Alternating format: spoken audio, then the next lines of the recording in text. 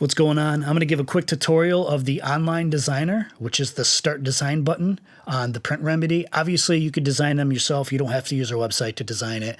If you use Photoshop, Illustrator, Affinity, whatever, and that's what this upload right here, the drag files would be. And if you're looking for templates under the Design Guidelines tab, is all the information and all the templates. But if you want to use the Online Designer itself on the website, I'm going to show you a tutorial for the QR codes. So first you click Start Design. When it loads up, your templates are up here.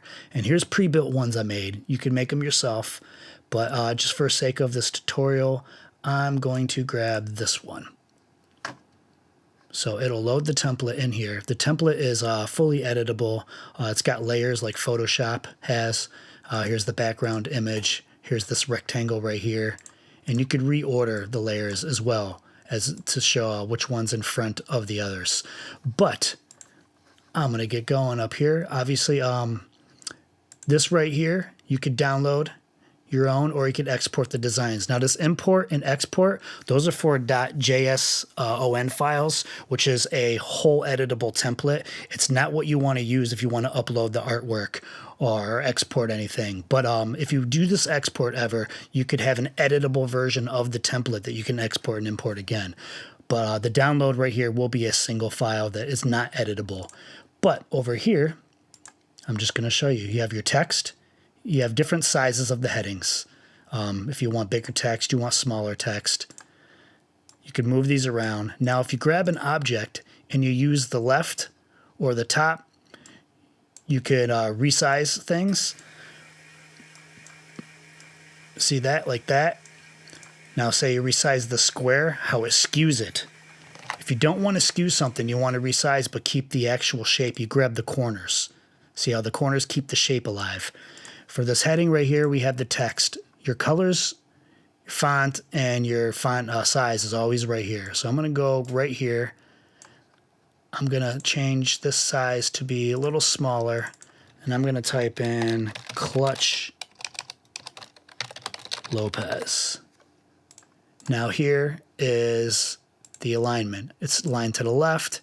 You can switch it to align in the center, align to the right, etc. We're going to align center. And then here, we'll just keep that subheading here. Here we could change the colors. If I want it to be white, say. And then up here, right here, it says stroke. This is how you give something an outline. Like say I want to grab this color, make the outline bigger. As you see, it brings an outline around the text. We also have a color swab right here. This right here will pick the color out of whatever you're hovering over. So if I want this red, which isn't exactly the right, there we go. See how that changed? So yeah, that's just a color swab droplet. So yeah, this is just some text. We also have clip art. I added tons of clip art on here. There's social media icons. There's business icons for creating like business cards and whatnot. Streaming logos for musicians. You could add them all. And then tons of other stuff. Hearts. These are texture overlays that you could put over thing. Like say I wanted to grab this right here. We'll throw it here. I'll make it a little bigger. And right up here, we could change the opacity of something, which is the transparency of how much of it is being shown. See? And now we could change colors as well. So yeah, that is that. We'll just leave this here. We're going to see how it's over this white thing. So we'll go over to the layers and we'll grab this vector, which is the image. And I will rearrange it to go under this rectangle. So see now the rectangle is sitting over it. So that's the overlay. So yeah, there's clip arts. You can upload photos. So I already uploaded one, but you know, you would just click here. You have to, and you could grab the logo. And here's the one I uploaded, which is the artwork for this single, Heavy Love by Clutch Lopez. So I'm going to make it a little smaller. I'm going to throw it just over this box that I created in the template. See how that's there? All right, there's the Clutch Lopez. And here I could just put now on all platforms. We'll make the text font a little smaller. We'll make that white. And then there we go. We have that. Now I'm also going to show you the QR code reader. So if you go to the Elements tab here, you could also do things like you could free draw, which is sweet. There's tons of shapes. If you don't want to use clip art, these are all shapes you can edit. And then there's icons like emojis and stuff like that. All kinds of things in here.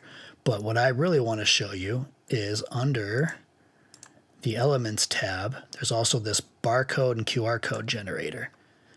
I already have it typed in, but you would type in where you want it to take you as far as a website. I would recommend using a landing page.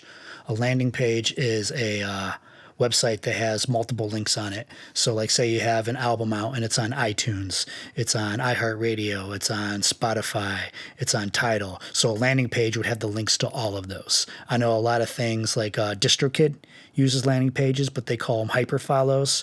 And there's also others like there's Linktree, which is free and stuff like that. But here, I'm just going to create this QR code. And here it is. The QR code is right here. I'm going to change the color so it's a little easier to see. Now I don't like that, so what I'm going to do is I'm going to go to shapes.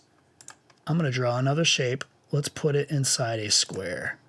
So here's another square. I'm going to make this square about the same size as the QR code that I want it to generate. And I'm just going to switch over to my layers again. I'm going to put this rectangle under the QR code vector. And you could rename these too if you want. I could rename this QR code. We'll just call this code box. We'll call it single art. Okay, you can turn things on and off if you don't want to see them as well. All right, so that's that. So this is the front of the card. Oh, this is the back. I'm sorry, I'm on the back of the card. If you switch this over, this toggles between the front and the back of the card. So that's pretty much most of the things you could do with the designer here. When you're done with it, you would just click process here, and when it's done processing, sometimes it takes a moment because it's saving it not only to my server, but to your cart and everything. It shows the pictures here as well. And then also, this isn't the correct dimension, but as you can see, you could upload the file right here if you have it already designed. And then it also shows the artwork, just in case there's any errors. So right here, just toggling the options, I'm going to go to Add to Cart.